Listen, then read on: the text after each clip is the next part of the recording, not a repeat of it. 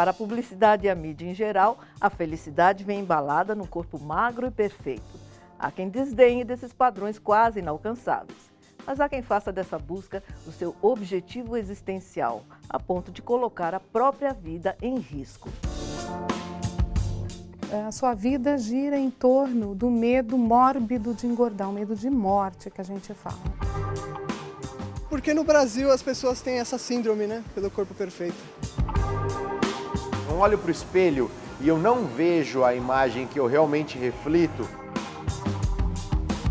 Comer escondido e provocar o vômito, ser magérrimo e ver-se gordo no espelho, comer compulsivamente para compensar frustrações. Estes comportamentos se enquadram na categoria de transtornos alimentares e são eles que estão por trás dessa busca desenfreada por um corpo perfeito. As doenças da vaidade são o tema do Bom para Todos, que começa agora.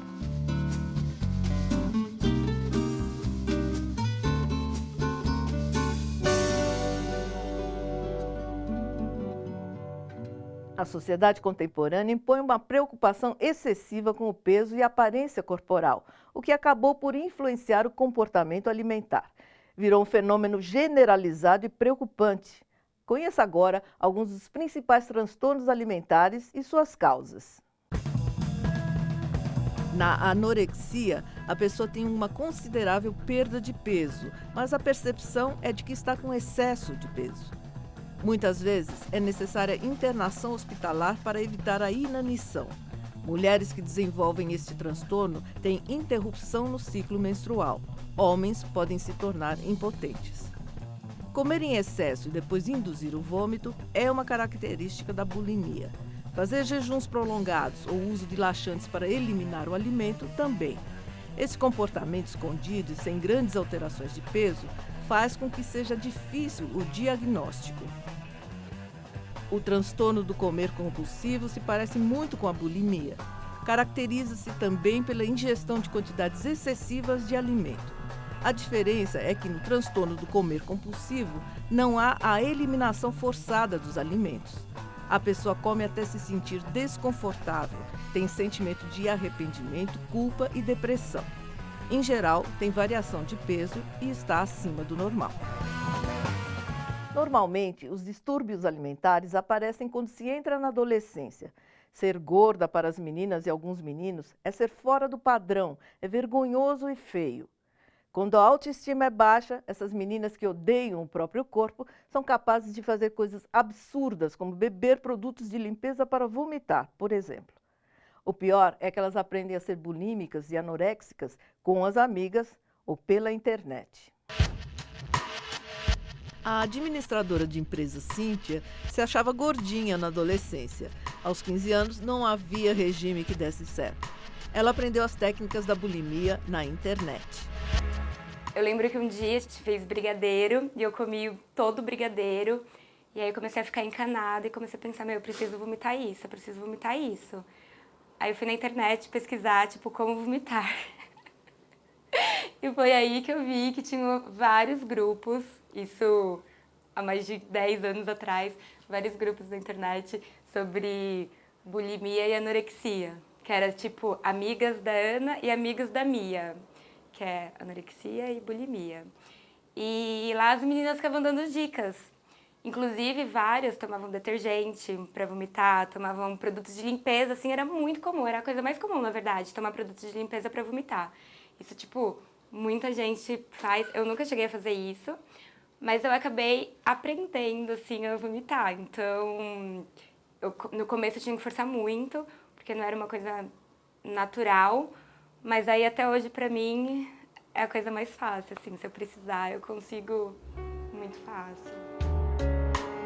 Gordinha, ela fazia dança e lembra das amigas da mãe comentando como, apesar de gordinha, dançava muito bem. Os pais a comparavam com as amigas acima do peso e ela logo cedo compreendeu que, já que não conseguia parar de comer, que poderia vomitar. Eu tinha um caderno e eu colei várias fotos minha gorda, assim, de biquíni, com barrigão e tal, e coloquei um monte de foto de modelo também. E aí eu riscava as minhas fotos, assim, e circulava as fotos das modelos. E escrevia todo dia o que eu comia. Tudo que eu comia eu escrevia naquele caderno. E colava fotos de pessoas referências e fotos minhas que eu não queria mais...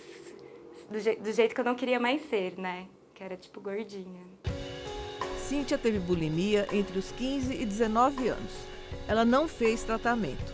Recuperou a autoestima a partir do momento que começou a melhorar da depressão que havia surgido antes da bulimia. Quando você tá com depressão, assim, você se acha horrível, né? Quando você vai ficando bem, você já não liga, mas tem outras coisas mais importantes do que seu corpo. E eu acho que eu fui me livrando dela dessa forma. Eu fui melhorando e fui parando. Mas eu sempre fiz regime a vida inteira, assim, que eu possa me lembrar. Eu nunca passei de 60, eu falei que se um dia eu passasse de 60, eu ia fazer alguma coisa, porque eu não ia aceitar. Eu já cheguei a, tipo, pesar 59,9, assim, e aí eu parava de comer totalmente pra emagrecer. E eu sempre mantive, assim, eu brinco até que eu acho que quando minha mãe ia me dar leite, quando eu era neném, eu falava, chega mãe, já deu muitas calorias. No caso de anorexia, simbolizada pela magreza extrema, os pais conseguem perceber mais claramente que seus filhos estão com transtornos alimentares. Há outros sinais. Se pesam demais ao se alimentar, se fazem exercícios em excesso depois de comer, se contam calorias de tudo. A autoestima é o ponto central dessa doença. No caso de bulimia, é ainda mais complicado. É mais difícil de detectar antes, porque ela não está tão abaixo do peso.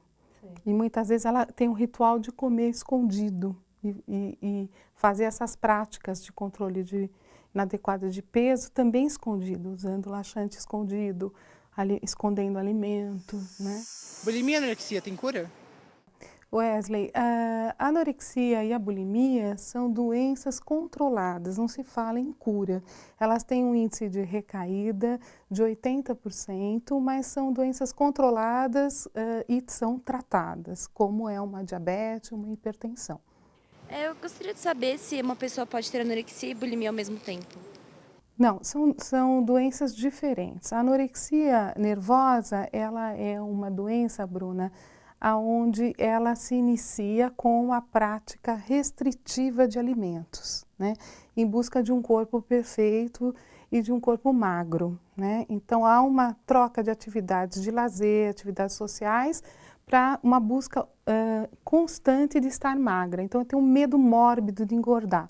O que existe é que é uma anorexia subtipo bulímica, que a gente chama, que é uma anorexia purgativa, onde além de ela restringir os alimentos, contar as calorias dos alimentos, ter um ritual na alimentação, ela desenvolve também práticas inadequadas de controle de peso, né? Agora, na bulimia, ela pratica uma ingestão alimentar num período de 1 hora, chegando a ingerir 2.000 calorias e depois ela purga, né?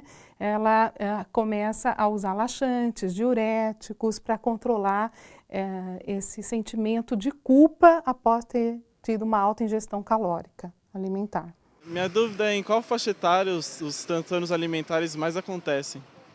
Então, Danilo, a faixa etária para anorexia nervosa hoje em dia está cada vez mais cedo e é assustador isso. Então, as meninas de 9, 11 anos, na puberdade, antes mesmo da primeira menstruação, elas já começam a ter uma preocupação com a barriga, com o corpo. E a anorexia também vai pegar uma população até os 17, 18 anos.